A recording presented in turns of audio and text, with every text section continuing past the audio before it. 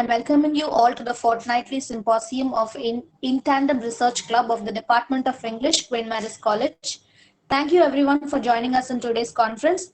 I wish this would be a good opportunity for us to learn something new. Now, I would like to introduce myself. I'm Ilakya from First MA English. I'll be the moderator for today's session. Let's take a moment to introduce guest speakers. Dr. Annie Samuel, Head and Associate Professor from Department of Fine Arts from Stella College, Chennai, and Miss Jaysudha N from 2nd MA English from Madras Christian College, Miss Snowlin J, 2nd MA English Literature from Queen Mary's College. I extend my warm welcome to the faculty members, research scholars, and PG students who are present at this forum. We have this theme-based series for this academic year 2023-2024 titled Interdisciplinary Literary Studies with today's topic on literature and painting or music. Art and literature are the fundamental to the human experience where they allow people to express themselves to connect to one another, and all human cultures produce some form of art. It is a universal human cultural touchstone where art and literature are closely connected in a way both are often part of the same broader artistic movements expressing similar themes and ideas. Now, without any further delay, let me introduce the keynote speaker, Dr. Annie Samuel, Head and Associate Professor, Department of Fine Arts, Stella College, who's going to speak on the title Literature and Art. Ma'am's academic distinctions are areas of interest, gender and media, women's studies, Western art history, and ma'am's publications were the depiction of women in contemporary dailies, the International Journal of Innovative Research and Development, Volume 2, which was issued on June 6, and Charles Raj article in the Involving Image, the notion of modern and postmodern art in Tamil Nadu, art in Chennai, the context of the postmodern. We are greatly blessed to have you at Miss Ma'am. Now I request Ma'am to present. Thank you so much, Ilakya, and I'm happy to be here. I thank Preeti for giving me this opportunity, and I've come to your college earlier, and I'm so grateful to Preeti for this, invitation a second time and in a different context. And I'll start this Yeah, presentation and without. can I just think? And we usually have the paper presenters and then the keynote, Sure, and then you sure, respond. sure. But you can go ahead with your No, they can start. presentation and said It after will be paper good if they. presenters present, so please give your comments on their Okay. papers If they also. want to start, So you we can can start carry with on them. with your Oh, presentation okay, now. fine. Okay. Yes. Yeah, But if thank you you. would like to do it the usual way, I think it's good that they present first. Pardon? If they would like to start the usual way, I think they can start with their presentation.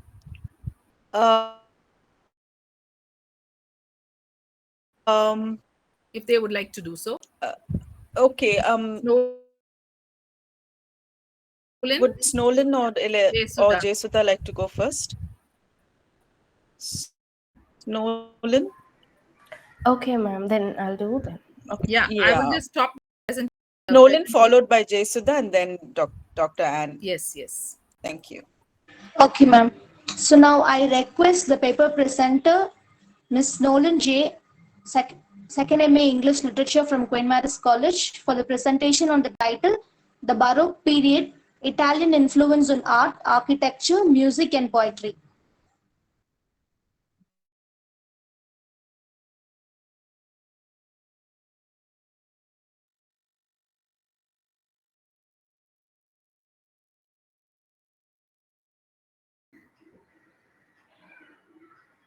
Okay, so my topic is the Baroque period, Italian influence on art, architecture, music, and poetry. First, we need to look at the origin of the term Baroque. So the term Baroque has two origins. It comes from the Portuguese word barroco, which means an irregular pearl or stone. Now, the Baroque period followed immediately after the Renaissance. So the Renaissance was compared to a beautifully shaped stone, but then where it did not adhere to the norms of the Renaissance period. And the Italian word barocco, which was also used to describe an obstacle in schematic logic or something that is bizarre. So, but the Portuguese Baroque is the most commonly looked for in the origin of the term Baroque. So, in art criticism, Baroque describes anything that is irregular, bizarre, or departing from rules and proportions, which was established during the Renaissance. And until the 19th century, the term carried implications of odd, exaggerated, and over decorated. It was always used in a negative light, where something is gaudy and something that is overtly done. And this book by Henrik Wolffen, Renaissance on Baroque, uh, which was published in 1888, it made everyone to look at the Baroque style in a new perspective, and it also provided a systematic formulation of the Baroque style. So, coming to literature, usually in literature, the term Baroque signifies something that is gaudy, something that is overdone, too ornamental, and which is always portrayed in a negative light. The Baroque, this bit is taken from the Princeton Encyclopedia of Poetry and Poetics. Baroque literary style is generally marked by rhetorical sophistication, excess in play, and it contains a lot of things. It abuses tropes and figures such as the metaphor, hyperbole, paradox. There are so many ornaments and a lot of literary devices which are overused and abused in a Baroque technique, a Baroque writing style. And so here are what some other writers have said about the Baroque style. Middleman and Newman, they say that very skilled writers will sometimes use Baroque prose, but the vast majority avoid flowery writing. And he says that it is better to avoid this Baroque prose, which is ornate, and it is sort of idiosyncratical also, and something that is not welcome to and favored among the writers group. And René Welleck, he published this essay called The Concept of Baroque in Literary Scholarship in 1946, and that also put the Baroque style of writing in a new perspective, because until then it was used to connote something that is very ornate and something that is too much over the top. And he said that we need to look at the Baroque in a historical context, which is the period of artistic production between the Renaissance and the Neoclassicism. Now, the Baroque artists, they were not happy, they were not satisfied with the Renaissance ideals of art and poetry and stuff, and so they moved away from that concept and they formed this irregular style, the Baroque style of art. And he says that one must at least admit that stylistic devices can be imitated very successfully, but then they can become, as they did frequently in the Baroque, mere empty husks, decorative tricks, craftsmen's cliches. So the Baroque in literature is always referred to, in a contemporary term, it is usually referred to something that is too ornate and something that is too decorative, which is redundant. So in the period, the 16th century, when Baroque poetry and Baroque art and architecture flourished, so these were the important Baroque poets and writers. John Donne and The Flea is the quintessential example of Baroque poetry. And we can heavy reliance on literary devices and a desire to write on moralizing subjects. The devices include metaphors, imagery, similes, symbolism, conceit. So, and the Baroque poets also looked at viewing religion in a new perspective, as we see in John Milton's Paradise Lost. And they did not include only the revered aspect of religion, but they also included the darker side of religion, um, even in their paintings as well. So John Milton, in his Paradise Lost, he elevates Satan, which would not have been done before him. And George Herbert in The Collar also brings his idea of religion in a new light. So in under religion, the Baroque age, the Baroque literature flourished in two. One was the English Baroque literature, and the other was the Spanish Baroque literature. So some of the characteristics of the Spanish Baroque literature are the progressive complexity in formal resources and a theme which is centered on the passage of time and the loss of confidence in the Neoplatonic ideals of the Renaissance. So the themes and the features included pessimism, disappointment, escapism, moralizing, and loss of confidence in the Renaissance ideals. So I want to provide a context for the Baroque. So in 1517, Martin Luther wrote his thing against the Catholic Church, and he called the Catholic Church the sink of Roman sodomy, and this happened in modern day Austria. So the Lutherans, they were against art and they destroyed and they burnt them. But the Pope Leo X, who was the Pope during that time, he called Martin Luther as a violent boar who has invaded the vineyard.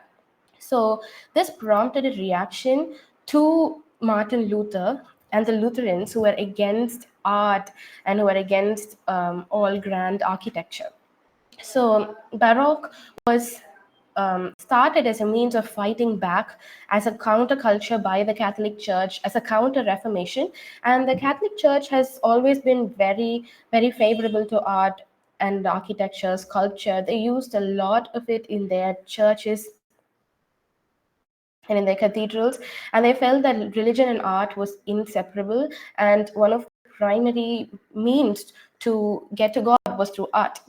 So during the Baroque period, there was a larger production of art, and there were louder everything that they did in terms of art were louder, prouder, showier, and much bolder than what they had done before.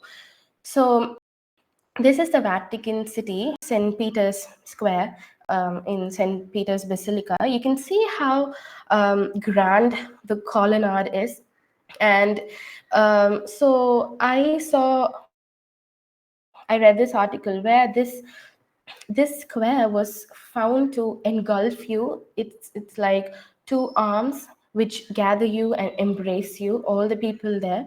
And so that's what the Baroque does. It gets off the pedestal and it hunts you down, and it gives you a huge embrace where it blurs the reality, blurs the line between reality and art.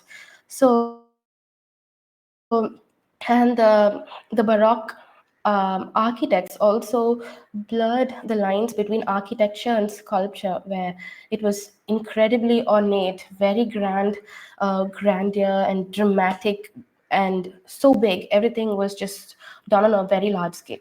So Gian Lorenzo Bernini was one of the most important sculptors of the Baroque period. So if you understand Bernini, you would understand Baroque. That's what I read. So this is one of his sculptures in the chapel of St. Rita, and it portrays the ecstasy of St. Rita. So you can see usually in religious art and sculpture, we would not have this idea of ecstasy and this idea of an angel putting an arrow of God's love into Rita's heart. So in that terms, the Baroque period created new art in the religious context. So, and Bernini was also considered to turn rock into flesh. You can see that here. The first picture is the sculpture of Daphne and Apollo, and the second is the rape of this Greek god. So you can see how tangible and how real the sculptures look, where the rock has turned into flesh, and you can see that very beautifully in his sculptures. And so he painted the paintings in St. Peter's Cathedral. So Bernini played a huge role in Baroque art and architecture. So this is the chapel where you can see St. Rita there to the right. And he's also sculpted the images of his patrons. You can see that little to the left, and they are looking at the ecstasy of St. Rita. So the idea of commissions and patrons, they were also very popular during the Baroque period. And Caravaggio is a very popular but often misunderstood painter. So this painting is Seven Works of Mercy by Caravaggio. And Caravaggio, he was though he was commissioned to paint some for the church, a lot of his paintings were rejected by the Catholic Church because of their dark nature. Now, another most prominent characteristics of the Baroque style is the contrast. So they used a lot of contrast, the effect of the spotlight. They played a lot with lights. Now, our sculpture and architecture, which were outside, they were more accessible to the people. But in order to create an interest for the people for the paintings, they used a lot of these elements to make the paintings pop out. A lot of times, you cannot distinguish between if they almost look 3D. You don't know if they are a sculpture or a painting. So it's very real, very tangible. And this was also another of Caravaggio's paintings. Caravaggio was not considered to be a good painter at that time. He was not supported by many, and because his paintings featured dark themes. So this is the beheading of Holofernes by Judith, and this is a very Catholic story, because even now you can find the book of Judith only in the Catholic Bible. And Karachi was commissioned to paint for a cardinal, and this cardinal, on his ceilings, he wanted, though he was a holy man, a man of the cassock on the outside, he wanted to portray the loves of the gods, the divine affairs of each god on his ceiling. So all this is a painting, and it is achieved through the use of frames. So there are over 20 love stories here, stories of affairs, and that is achieved by the usage of frames, where each story is contained in it. And Andrea Pozzo, he was a lay Jesuit, and he was commissioned to paint the church of St. Ignatius of Loyola on his beatification. So this is that church, and you can see how grand the whole style is. And this is the ceiling of that church. So that the the Baroque style of painting was very immersive, and people often call it as a theater. So they made it so immersive so that it felt as if you were entering a theater. And so these are examples of Baroque architecture, where there are a lot of curves, twists, and turns, and very intricate geometrical designs, which would not be seen before. So the Baroque period, the Baroque influence did not reach England till a century later, because England was still stuck between the medieval style. And during the course of the 17th century, with King Charles and his painter Rubens and Van Dyck, he's the one who started the interest of the Baroque style of painting in England. And that was during the onset of the English Civil War. And there were so many, there were a lot of tragedies that took place, the English Civil War, the fire of London, which all provided food for the painters to paint about. So some of the painters here, this is by Van Dyck, and some of the painters were William Dobson, Van Dyck, and Paul Rubens. Sorry, this is by Paul Rubens. So, and another significant feature of English Baroque style of architecture was that they included the gardens and landscape. Architecture and landscape was purely English in terms of Baroque, and it was not an Italian influence. The landscape, the gardens, they were all chiseled to be in tune with the architecture. And they were mostly found in the countryside where rich, wealthy lords built all these. So this is also an example of the architectural landscape in the English Baroque period. So coming to music, so here is a common, a general timeline of Western musical history. So we have the Baroque, but commonly proper classical music starts from the Baroque period. So you have Baroque, classical, romantic, and then the modern. So the Baroque lasts from 1600 to 1750. And we see a lot of elements which are found in the paintings and in poetry, in music as well. So we have the counterpoint. The counterpoint in music refers to two types of music that is being played together. So we have one on the top and one at the bottom. So that was followed during the Baroque era. And we have polyphony. And then like how ornamentation is used in poetry and in paintings and sculptures and art, it was also widely used in music during the Baroque period. There were so much of ornamentations. There were trills, moderns, appoggiatura, and there were a lot of accents, and there were a lot of ornamentations in music that was used. So the music in general was very technical and skillful, and it was hard. It was they had to practice a lot, and it was not an easy thing to play or to sing. And some of the composers expected the singers to do what they had to do on their instrument. So it was a very demanding time for musicians.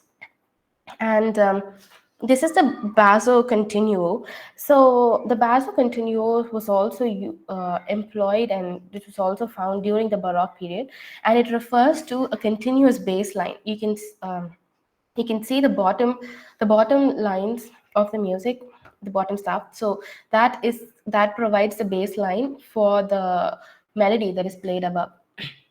And a lot of bass instruments were invented and they were played during this era, like the cello and the oboe, the bassoon.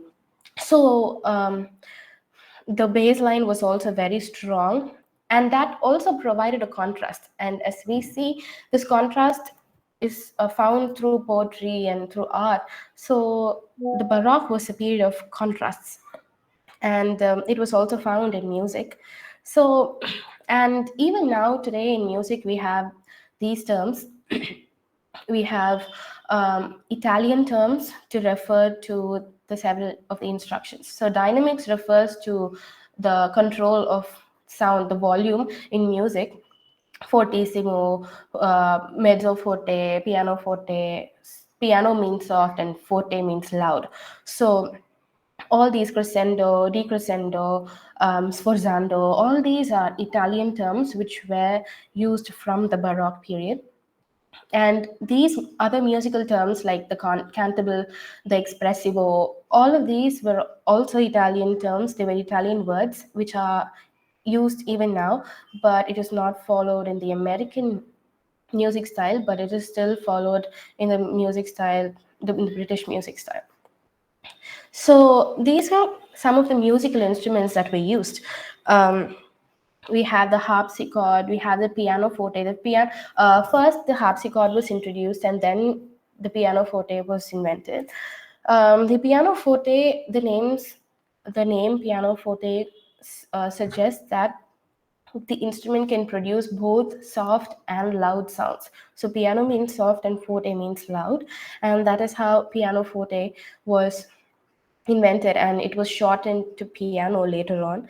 And the Stradivarius, the violin, it was also invented and was made by this violin maker called the Stradivari. He was an Italian violin maker, and even today the Stradivarius violins which exist, that were made by his family, is they are one of the most expensive violins on the planet. So it was the period of invention of popular classical instruments, and we also have, these are the quintessential Baroque composers: Vivaldi, Bach. Vivaldi, now we have the most popular work of Vivaldi is the Four Seasons, and then we have Bach and Handel. So Bach was a Christian and he was a Lutheran, and but he had a lot of Catholic influence, and his job was to create music for the church. So he was commissioned every week to create the 5 hymns, the entrance hymn, the recessional hymn, the Thanksgiving hymn, and so on. So that was his job, and that is how he started to make music. Thank you.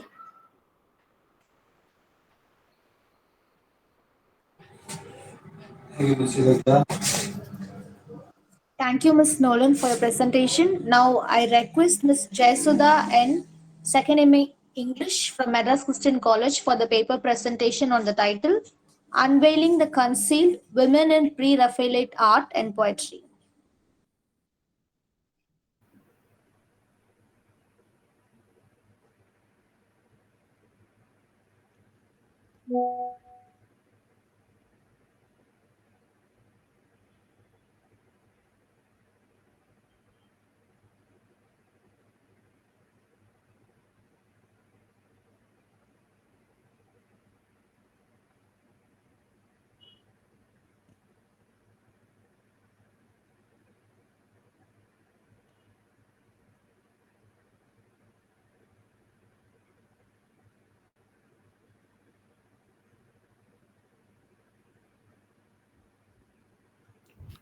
Hello, can you hear me? Can you Yes, hear we can me? hear you.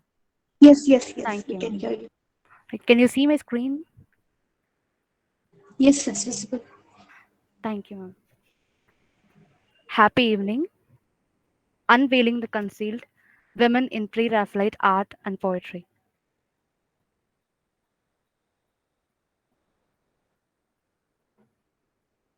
Let me start with a question. Who is a woman?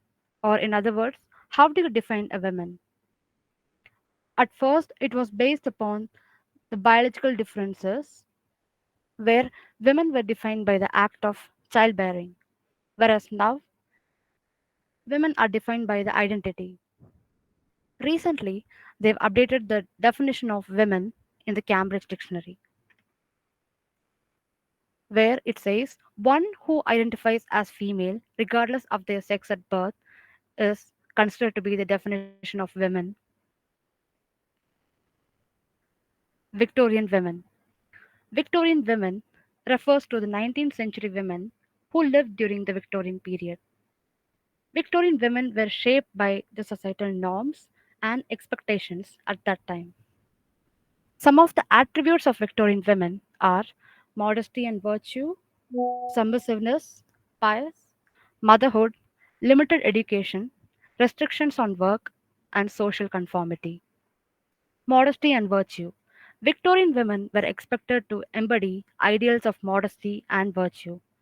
Their behavior, clothing, speech were to reflect moral uprightness, and any deviation from these norms leads to social ostracism. Submissiveness. Victorian society valued a woman's submissiveness, Excuse me, particularly. Jaysudha, is it uh, I think the screen just displays the number of people who are attending the. So that's all. I don't know if it's the same for everyone. Please check. Okay, ma'am. I can't see the screen. I can't see any of her. I can't see her PPT.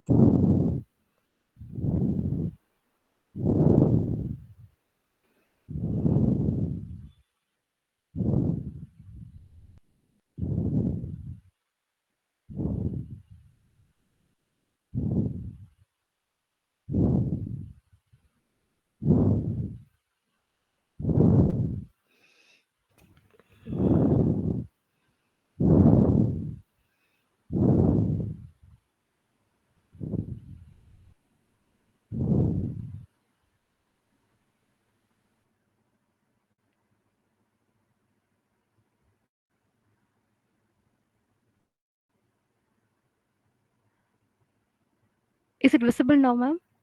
It is visible now. Thank you, ma'am. Sorry for the disturbance, ma'am. So I'll start from the first, ma'am. Like, happy evening. Unveiling the concealed. Women in pre-Raphaelite art and poetry.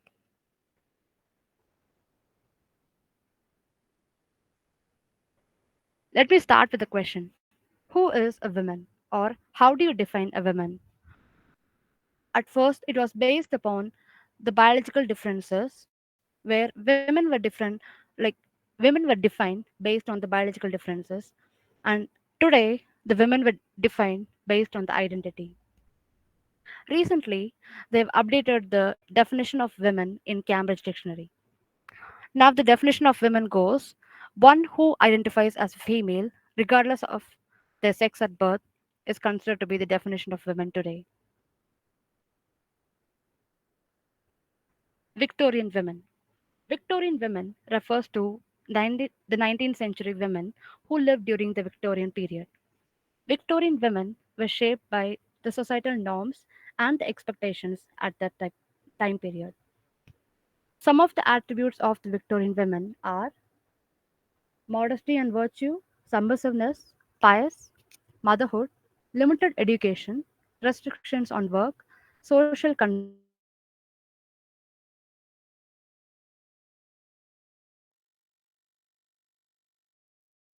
independence.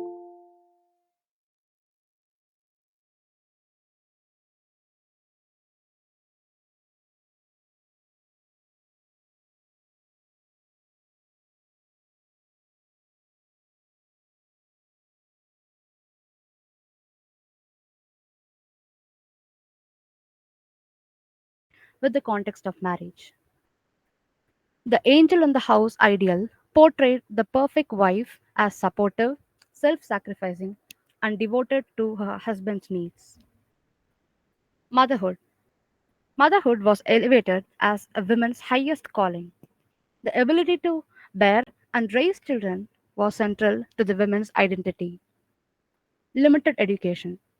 Educational opportunities for women were highly restricted during the time period. Restrictions on work. Jobs were segregated based on the gender, with women being employed in domestic services. Social conformity. Victorian women were expected to conform to societal norms and expectations, and deviation from the norms leads to social stigmatization. Pre Raphaelite Brotherhood. Pre Raphaelite Brotherhood refers to a group of painters banded together in 1848 in reaction to the British Royal Academy. PRB, that is the Pre Raphaelite Brotherhood, had a great admiration for the Italian Renaissance painting, that is, the painting which was created before the time of the Raphael. Like here, the Raphael refers to an Italian painter who's known for his clarity of form and idealized human grandeur. Pre Raphaelitism was a countercultural movement that sought to revolutionize Victorian art and culture. Some of the key artists of the Pre Raphaelite Brotherhood are Dante Gabriel Rossetti, William Holman Hunt, John Everett Millay, William Michael Rossetti, William Dice, Ford Maddox Brown. Pre-Raphaelite paintings were more based on style and art from art rather than art from life. They completely followed the Keats philosophy of art for art's sake, paintings that speak poetry. The name of this painting is the Arnolfini portrait by Jan van Eyck. This painting was considered to be a base for the Pre-Raphaelites painting, where this painting was the driving force for the Pre-Raphaelites. The most appreciated thing about the painting is the mirror. That is, this is the mirror.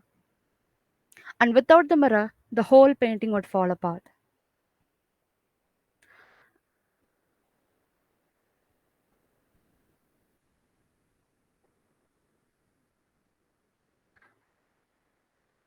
The Girlhood of Mary Virgin by Dante Gabriel Rossetti. This painting was the first pre-Raphaelite painting to appear in the public. In the painting, the Virgin Mary appears at the home with her mother, Saint Anne, and an angel, while her father tends the garden outside the window.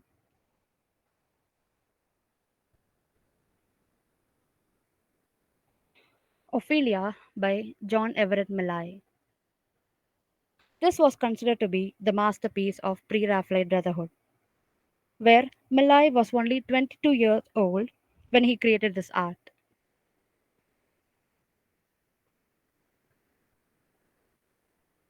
The Awakening the Awakening Conscience by William Holman Hunt. This shows the courtesan in a room of a wealthy lover, and her, con- her conscience has been stirred by the music, and what she sees outside in the garden is that the purity of nature is being reflected in the back of the mirror.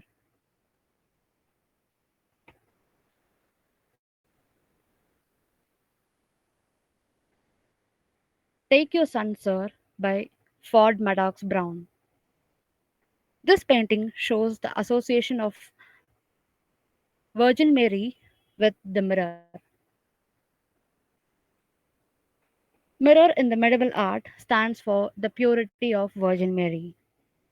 Unlike the pre Raphaelite art, here we see the depictions of the mother and child, where the mother is seen with a rosy cheek, which is due to exhaustion. In this painting, Brown indirectly says that this is the reality of the modern motherhood. Here we see the women holding the child out to the father, saying that, "Take your son, sir." And the father in here is none other than Ford Maddox Brown, that is, the artist himself. And Brown is being reflected in the mirror, placed like a halo around her head, which once again indirectly reveals that without a man's light, a woman can't shine on her own.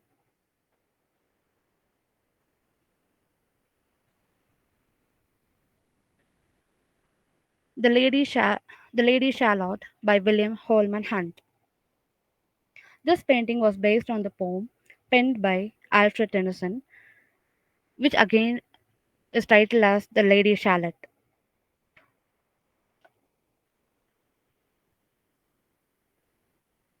Once again, this is also the same like painting based on the poem penned by the Alfred Lord Tennyson.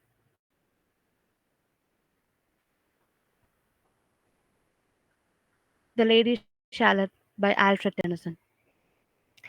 This poem tells about an unidentified woman who live in this tower where she is under a curse, like where she cannot look outside the window at the real existing world, but she is compelled to reproduce what she sees through what she what she sees through what's reflected to her in a magic mirror.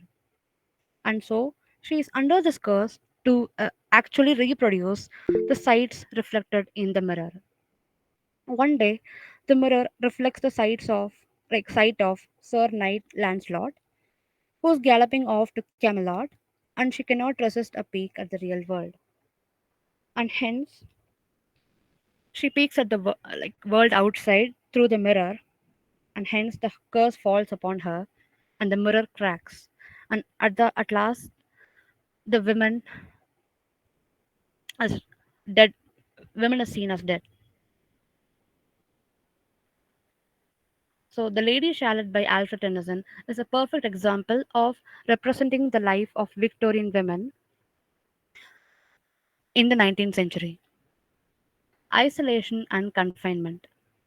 The Lady of Shalott is confined to a tower, isolated from the outside world, and this mirrors the societal norms that often restricted Victorian women to the domestic sphere, limiting their opportunities for engagement beyond the home. Passivity. The lady is a passive observer, experiencing the world through the mirror and later through a curse. This once again aligns with the Victorian ideal of womanhood, which often emphasized the virtue of gentleness, modesty, and a passive role in relation to men. Supernatural influence. The lady is under a magical curse, highlighting the sense of external control over her life. Similarly, Victorian women were often subject to societal expectations and norms that dictated their behavior and limited their choices. Conflict between ideal and reality. The lady's choice to look directly at the Camelot introduces a conflict between her idealized world and the harsh realities of the outside. Victorian women faced a similar tension between the societal ideals of femininity and the the navigating challenges of navigating the real world. Artistic representation. The lady weaves a tapestry, creating an idealized representation of the world, and this can be likened to the societal pressure on the Victorian women to present an idealized image of femininity and domesticity, which is often seen through the literature, art or social expectations. Tragic end. The lady's journey ends tragically, symbolizing the consequences of deviating from societal expectations. Similarly, Victorian literature and society often portray the outcomes for women who challenged the established norms.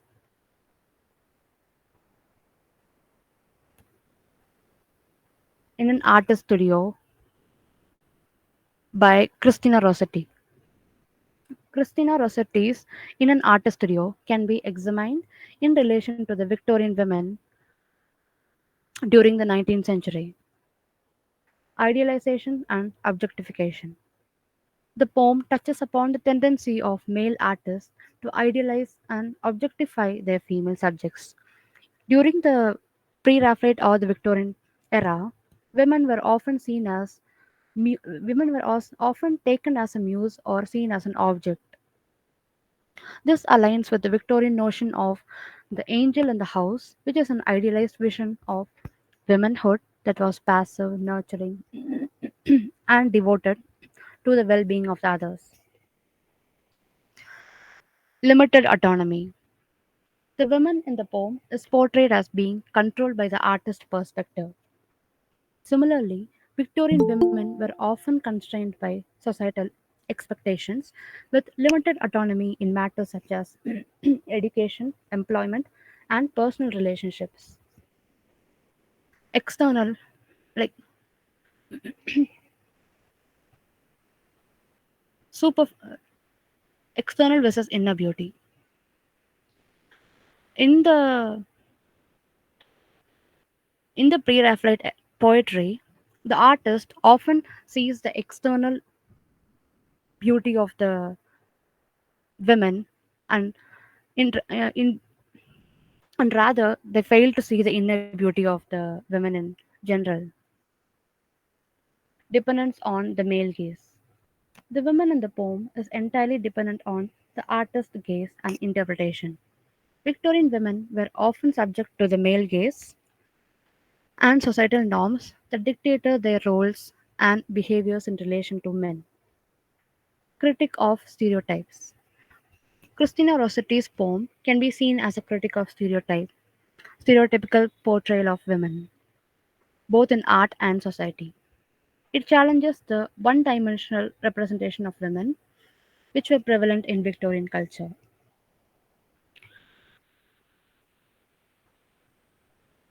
The pre Let me conclude my presentation. The Pre-Raphaelites' revolutionary art and their attitude of rebellion are one among the reasons for the creation of gender dynamics today.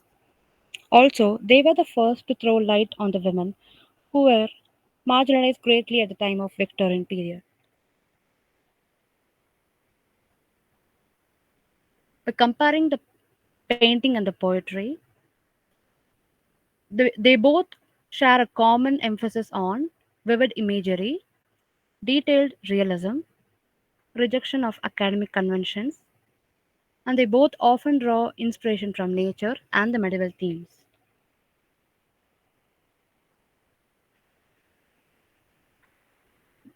That's it. Thank you.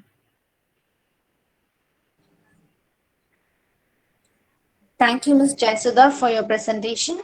Now, I would like to invite the keynote speaker, Dr. Annie Samuel, Head and Associate Professor, Department of Fine Arts, Stella College, Chennai, to speak on the title Literature and Art. Oh, that was very nice to listen to, both of you, Snowlin and Jaysudha. You all have covered so much of information in each of your areas. It was so informative, and it shows how much of effort you have put into collate all of this information so beautifully through your PPT and your presentation. Thank you so much. Especially, in terms of connecting art and music, the Baroque architecture, and all the nuances of ornaments to excessive detailing in the works, as you rightly pointed out, Snowlin, and the way in which women are represented in the Pre-Raphaelite period, and the inspiration which they take from the previous, Renaissance movement. So that was also very well communicated and brought out by Jaysudha. So congratulations to both of you. So I'm looking at art and literature as such, and I have taken some examples from the Renaissance period, and if there is time, I'll look at some other example also. So looking at art and the way in which paintings are represented over the years, I thought I'll just take one subject to begin with, that is the representation of Madonna and Child over the centuries. And am I audible? Yes, yes. Okay. Yes, ma'am. So we are looking at the representation beginning from the early pre-Renaissance period to the early Renaissance period, to the Renaissance, the High Renaissance, and to the latter part, with Titian's work, when it is on the brink of moving into the Baroque period. So when we look at these works of the Renaissance period, we see how they have depicted the subject of the mother and Virgin Mother and the child in different ways according to the time frame, according to the artist's understanding of various elements and principles of art and design, and according to whatever the artist feels would be most appropriate to represent a subject like this. So Madonna and Child, as we see, is represented like an icon here. And when we see the works of Cimabue, and when we see the works of Duccio, which is on top, and Giotto, we see the early examples, and we see that in the works of Cimabue and Duccio, there isn't so much of a naturalistic, three-dimensional, palpable representation of form, but we see that there is a lot to do with the hierarchical representation, where Madonna and Child are represented on a large scale. They are treated much bigger. So that can be seen over here. They are treated much bigger when compared to the others. And when they represented them like this, there was an alternation of scale, and they used specific colors to imply certain meaning. So blue was to suggest purity and eternity, and Madonna was usually represented like that, and Jesus was represented in red, and accompanying figures were also introduced in these compositions, where we see a whole array of angels who are represented on either side of the composition. And in these two paintings, one is by Cimabue and the other is by Giotto, we can see that the depictions are made where in such a way that Madonna and Child are seen to be seated on a throne, on a very elaborate throne. And the artist is proficient in representing figures in a particular way. So that is seen in these paintings. And in order to make Madonna and Child appear like figures who are from the royal, lineage, they are seen seated on the throne. So that is how the artist is representing them. And in the work, in the first painting which we see, there are saints who are seen under the throne, and they are seen much smaller. The angels are seen as represented much smaller. And very surprisingly, when we look at the second painting, which is by Giotto, we see that throne and the way in which Madonna is seated. And if she were to stand in that place, actually her head will hit the throne. So if we were to be imagining that the throne is behind and that arched space is behind, then of course the space would be comfortable. But look at the way in which the scale has been altered in order to bring emphasis, to bring focus, and to give priority to the main figures in the composition. Duccio also uses the same kind of compositional devices. He makes use of Madonna and Child in the center as the big prominent figures, as they are the protagonist characters in this composition, and the saints who are depicted and the angels who are also And are you sharing your screen? Sorry to interrupt. Are you sharing your screen? Yeah. We can't see think anything. you can't see. Oh, I'm so sorry.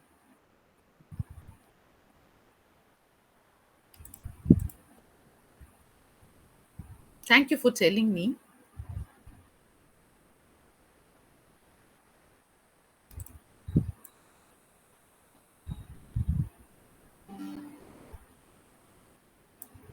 Yes, thank you. Welcome. Thank you. So this is the first one, and it shows over the centuries how different artists have represented Madonna and Child. So we look at the works of Cimabue, we are looking at Duccio's work, and Giotto's painting, Piera della Francesca's, Titian's, Botticelli's, and Raphael's, and Leonardo da Vinci's. So there are different artists from the Renaissance period who have represented Madonna and Child in different ways.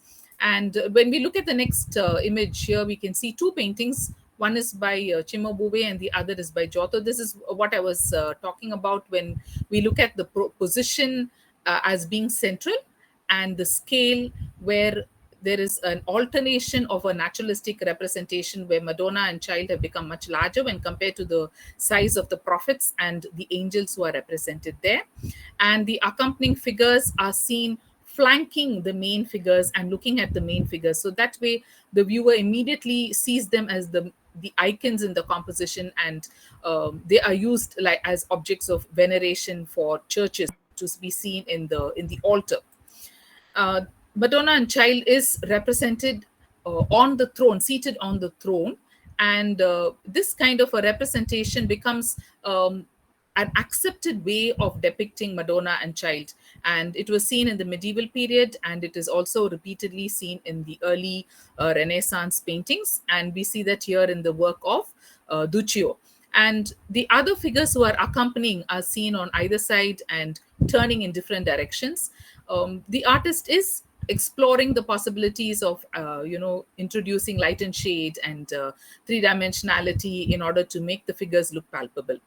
And here we see the representation of Botticelli, and we can see that this artist is exploring backgrounds, different kinds of backgrounds. So there is an interior, and there is an open space behind, and there is a little bit of a landscape which is peeping in the background. And in front, we can see something like a Bible.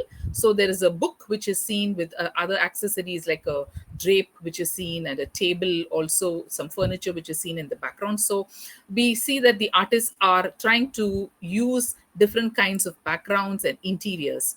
And here we see Raphael's paintings. The two of them works are Raphael's works.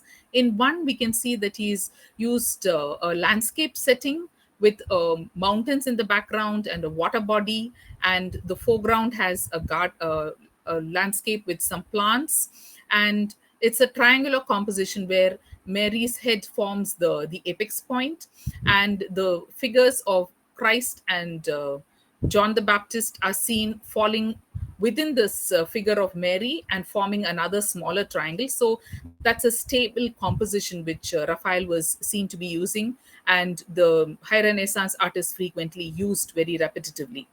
The next work is also by Raphael, and here he chooses to have a plain, simple background. In addition to this, we'll find that in the Renaissance period, artists were trying their experimentation with perspective, understanding how to represent three-dimensional forms on a two-dimensional space in order to create depth and a lifelike composition. And they were also doing it with figures and foreshortening, where instead of showing the entire length of the figure, they would show the figure like as if it is shortened due to the viewpoint. So a person seeing this figure from close to the legs will see the body of the figure like it is compressed, it is shortened, and that gives us the idea that the view is short because of the view that the artist has taken. So they are exploring all these possibilities. And this third image which we see over here shows the sfumato technique which is used. Chiaroscuro is also used in some paintings, and sfumato technique is used here. And this was used extensively by Leonardo. He was the artist who was exploring this possibility, and he did it in Mona Lisa. And he did this he explored this technique when he was representing Madonna of the rocks he used this aerial perspective to suggest distance and space, as we can see in the mist which is seen in the background. So they are trying to see how well they can represent three-dimensional natural forms in a very beautiful manner, convincing, lifelike manner, where it looks like a window which is opened when we see a painting which is actually two-dimensional in format. And some of the works explore the same kind of settings, maybe sometimes a little bit of interior and a little bit of exterior. And in some of these representations of Madonna and Child, we see that the artists are introducing the patron also in the composition. And when the patron is introduced into the composition, they display their wealth and their status. So here what we can actually see is the patron doesn't belong to the time frame of Madonna and Child, but the ethereal or the world which doesn't belong to the present is combined with the Renaissance world. So what is in the past, which is the biblical time frame, is brought together in this present contemporary time frame in which the artist is living, and they are combined and brought together in this painting.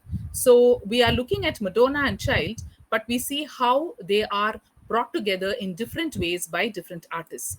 Usually when we see the text and literature, when we come across the references where there are some references of Mary and Jesus, we can look at the Bible, and Matthew 2:11 gives us an idea as to how the text is used in the Bible. So here it shows us that the child with his mother Mary were seen over there in the stable, and those who came to see him bowed down and worshipped him, and then they opened their treasures and presented him with gifts of gold. So it's a stable, it's a lowly manger, and they are worshipping him with expensive gifts. that is the biblical reference. However, when we see all these paintings, we see how the artists are using their own skills and their own experiences in order to project the way in which they depict Madonna and child. So we can see that they are using different compositional devices, different positions, colors, and hierarchical perspective, different backgrounds, different accessories, and they make use of models of their time, but idealize them, make them beautiful, to make them worthy in order to be depicted as Madonna.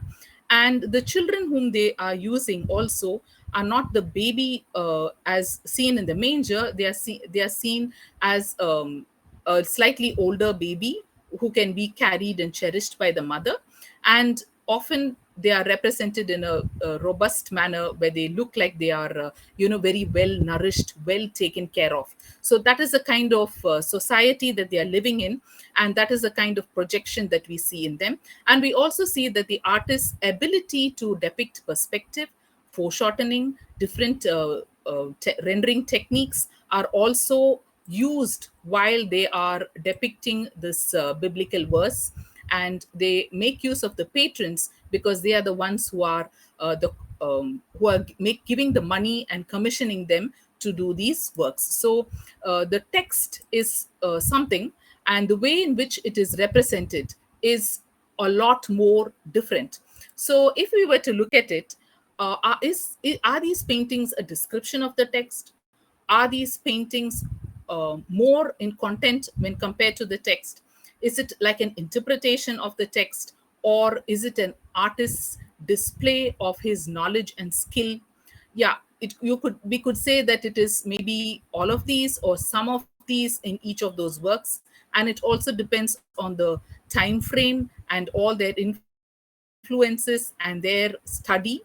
So in the Renaissance period with humanism, we see the idealization as they take it from the classical period. And we see in the later works that there are dramatic representations, especially when it comes to Titian's work. And after some time, we see in the Baroque period, it becomes even more dramatic. So Titian's work is what we see on the left side.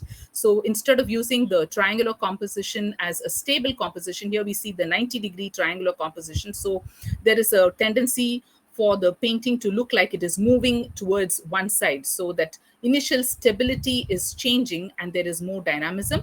And the use of colors also go from red to red and blue to blue in different places. So we see that there is a transition and it is moving towards the Baroque period. So we see that there is idealization, dramatic representation, and later on in the Pre-Raphaelite Brotherhood period and in the Romantic period, we see that this kind of representation changes because there is a revolt to this kind of representation, and we see a very natural, down-to-earth kind of a representation in the work of John Everett Millais. And here we can see that there is a representation of Madonna and child, but it's not the early age of the child being nourished and just taken care of in an helpless, a child who is who needs that nourishment. But we see the child in an older time or age, at an older age, where we see a lot of telling details of the life of Christ as it would be experienced at a later point of time. So here Madonna and child are seen in represented in a carpenter's interior. So it's an interior scene, and in the background we see a landscape with the sheep. So there is a reference to what will happen later. And we can see Mary, the mother, who is giving her cheek and, on the verge of kissing Jesus.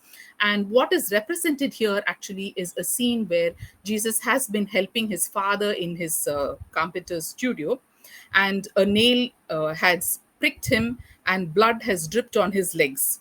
And to the right, we see the little boy who's carrying a little container with water. That is John the Baptist, who's bringing water to wash the feet with which has the blood stain. And it also prefigures the baptism of Jesus.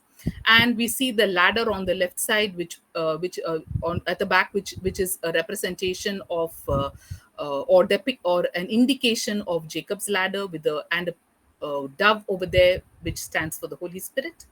And we see Saint Anne, who is in the background, who is trying to pull that nail out, and Joseph, who is trying to help Jesus and inspect what is happening.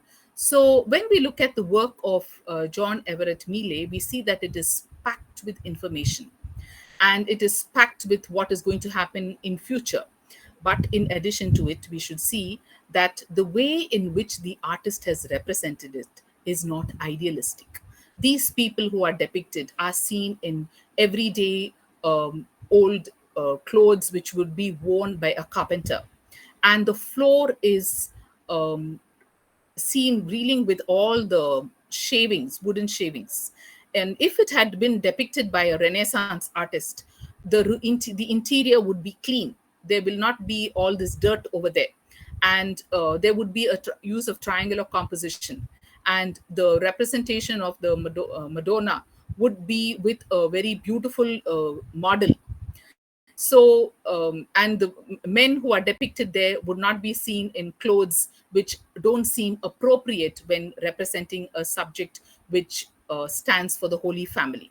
So this kind of a painting brought about a lot of opposition among the viewers, and it was not very welcomed. Though there were some who liked the painting, there were critics who were always not able to accept a work like this, which had so much of truthfulness which was conveyed, to a point where it even looked ugly to them. They felt that truthfulness looked very ugly, and the emotion of the hurt which was depicted could not be taken by them, could not be accepted by them.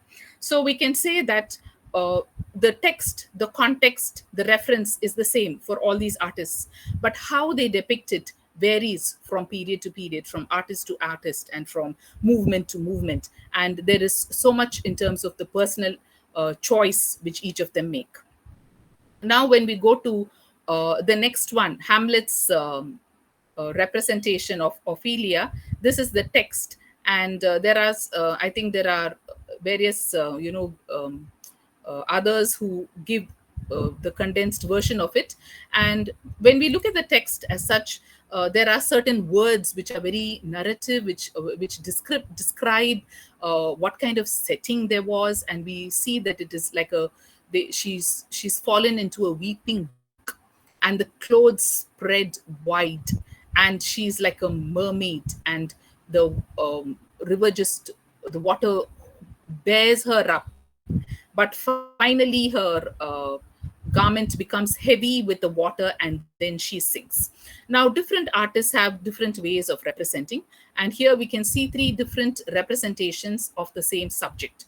So what we see on the left side is Ophelia as depicted by John William, and I'm not sure whether all of us would agree that it's a brook, because it looks like there's something like a stone ledge on which she is seen seated.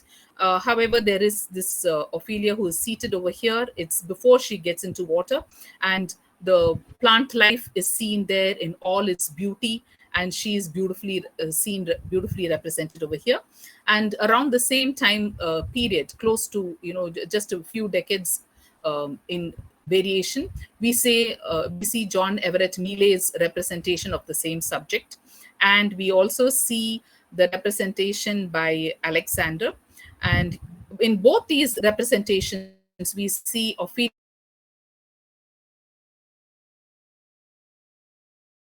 We do see that a representation is such that she is floating, and she seems to be carried by the water, as the text suggests, and it seems like the drapery is becoming heavy with the water, and it shows that she is just waiting for the moment, and the entire background is so beautifully depicted.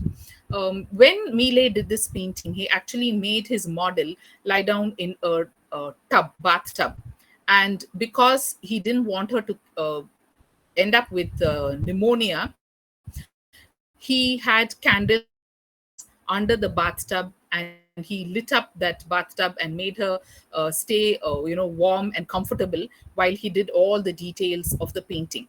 So the artist makes use of this same text, and three different artists have representations where we can see how each one is looking at the model and how each one is communicating the same scene. And in the third painting, we can see that it looks almost like an interior composition, like it seems like there is a wall in the background and so on. So each one has their own way of interpreting and own way of representing. So that is what we have to recognize, and we would perhaps say that it shows the artist's creative freedom, whether it is the author, the poet, or a person who is writing the text, or whether it is a painting, an artist. There is so much of creative freedom. When it comes to the Bible, when we see that everything is a record, but after that, when we look at poems and when we look at the way each person interprets the poem, whether it is a painting or whether it is just the text, we see each one has their own style of doing it, and each one does it in a particular manner. So here we have another example which belongs to the same Pre-Raphaelite period. And this is the work of William Blake. He was both an artist and a poet. So he was dabbling with both. And many people during his lifetime did not recognize him so much as an artist. But there were some who admired his works and some who shunned his works.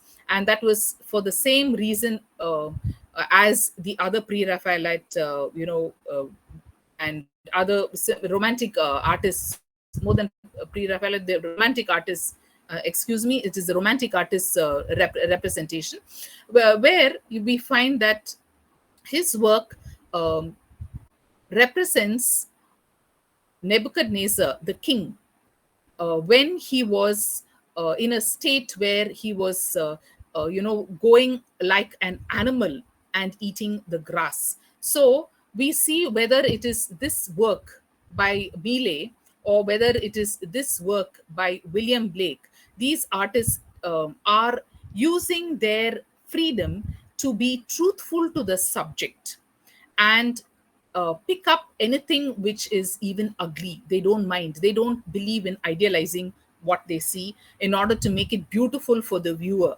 They are trying to be very truthful, and they're trying to be able to, to give as much telling details as possible in order to make the viewer react to whatever the person sees. And in that, they were successful, because it is only because they were so truthful in representing so many details that the audience which saw the paintings at the time when it was represented, at the time when the painting was completed, began to revolt and reject those works. So that itself shows that there was a stir, and they did not really accept the works of William Blake, the artworks of William Blake, and they were not willing to accept the artwork of John Everett Millais.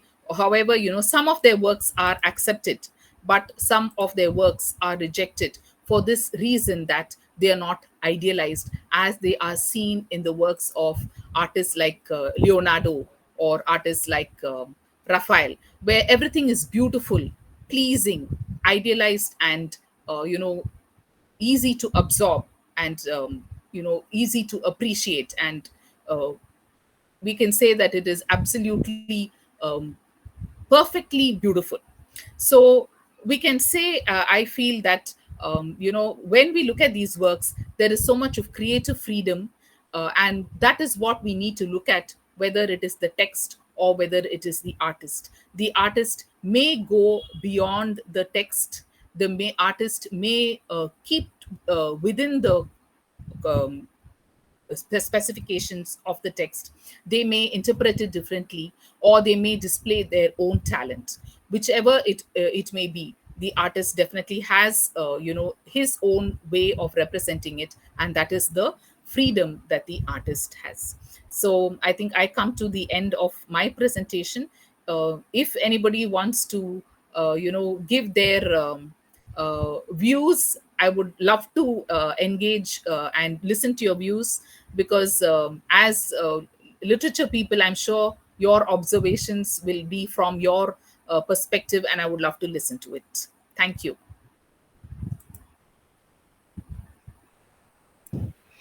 That is a I'm Srilata, and Dr. Ann, yours was a very enlightening presentation, especially to for people like us who are purely literature. Right? I just wanted to ask you one question. Just as the Madonna has inspired number of paintings and other works of art, Ophelia. You've shown me 3 pictures of Ophelia. Now, what was, I mean, any particular reason why Hamlet's Ophelia was taken to to the art form that is a work of art, a literary work, which has inspired. I mean, Madonna was a spiritual uh, subject. Here, this was a literary work that inspired so much. Any particular reason for that? I think when it comes to artists, they are looking for subjects.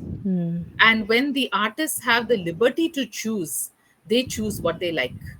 When it was during the Renaissance period and when they were painting Madonna and Child, they were painting for the patron, they were paid for it, it was their livelihood. And when it comes to artists who are representing something, when after the camera was invented, historic subjects and other things would be recorded on the camera. And after that, we see more in terms of the engagement of the artist who's painting for his own sake, to represent more than what is just seen in nature. So they try to capture emotions, they try to capture the psychological state of the human being, and they try to give their own interpretations or their viewpoints. So art also begins to take a turn after a point of time. And the work of Shakespeare is so lucid in explanation. So definitely that inspires artists to use it as a subject and create something, not to just stay with the Madonna and Child or biblical themes, but also to explore literature, which is now beginning to give them a lot of food for representation. Okay. Thank you. Thank you.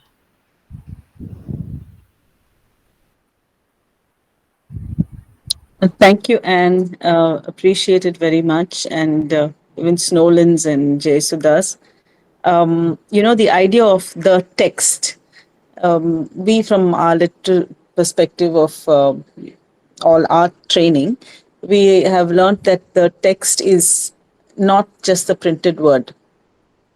But Yes, yes, yeah, visuals also. And once yes, the author does it, the author can die to it, and it can be the interpretation of whoever is actually looking at it. So gives rise to a lot more new meaning after that, which yes. is also there. So the whole the semiotics, Semiotics, romance. yes, that's where semiotics signification comes Yes. in.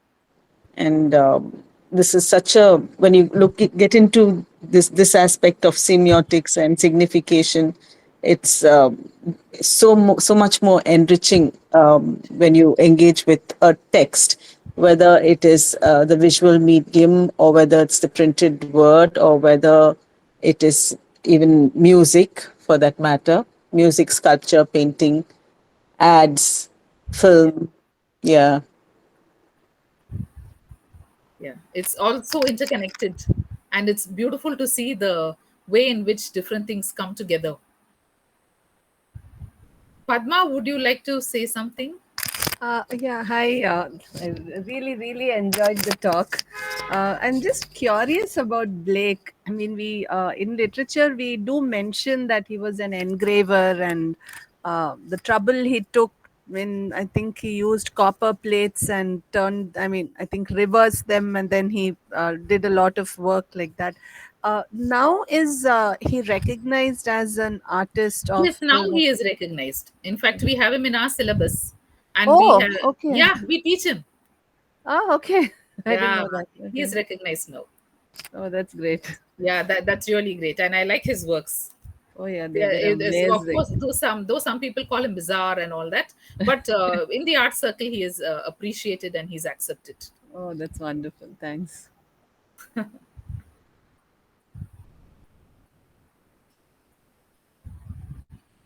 This actually is for the students.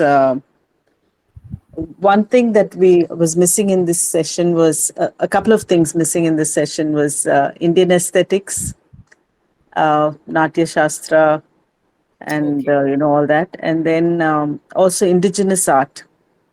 Okay. Uh, yes. So there are writers who are painters among these people, and of course the representation. So if you look at how they represent in Aboriginal paintings, and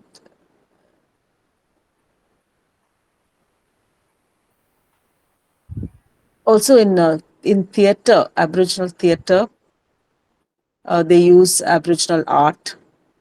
They use Aboriginal art in Aboriginal theatre. So we can these things. I mean, the Western focus was there in this session. That's what I was trying to say. It was Eurocentric.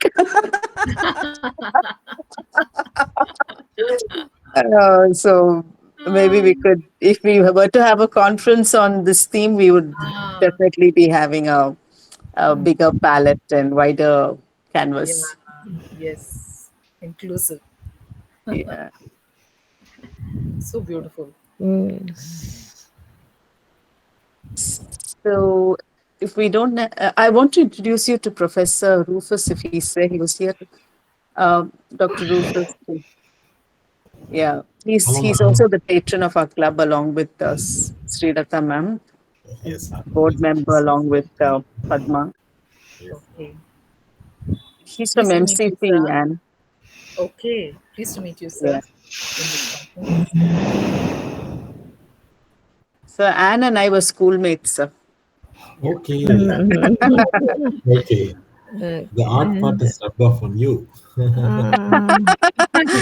Yeah, it's a school which nurtured art a lot. Yes. Okay. Art and music. Art and So, music. Yeah. How much study we did in that place, I don't know. We're always having fun. Okay. I'm actually in Madurai now, in Madurai Kamaraj University, but I'm in my room typing out my blog post on what Dr. Anne Samuel has said on art. Oh, And so okay. I'm just writing out my blog post. So that's what Wow. I got a call from. Yes. It was Okay. nice, man. It was engaging also. Very highly. Thank you. I would like to connect with you on that page, on that blog. Oh, yes, ma'am. Sure. I'll Sure. share it. I'll share it Okay. with Thank you. you. Thank you so Yes. much. Thank you. Yeah. So if there are there aren't any more questions or comments, but we have a couple of musicians here. Even Irangumli, my scholar from Nagaland, she's here. She's a pianist, and then Snowlin is a pianist. No wonder she talks about the terms Yeah, and music and beautifully she. That's why I Madras, said only ornaments. her interest in Yeah. all this would have brought her. I mean, brought all But that it's in. nice that she was able to connect Yes. it with the Baroque painting and architecture, which is Yeah. also equally ornamental, and the sculptures, which are equally Yes. ornamental. So we had a lovely evening. Thanks to the three of And you. congratulations to Snowlin for your the award that you've Yes. just received. Yes, Thank yes. yes. And Snowlin has got the second prize for the Chief Minister's Research Fund. It Wow! was a competitive Congratulations. exam. Super. Yes. I'm so happy for you. Congratulations, Nolan. Thank you, ma'am. So good. Where did you do your UG? Stella. Undergraduate program. Where did you do it? Stella Maris, ma'am. Oh, okay. Have you seen me? Yes. Because you look very familiar. So I wanted to ask you right at the beginning. Oh, I have seen you. Yeah. Okay. Congratulations. I've attended like Western Music Club workshops, so I've seen you there. Ah, no wonder. Okay.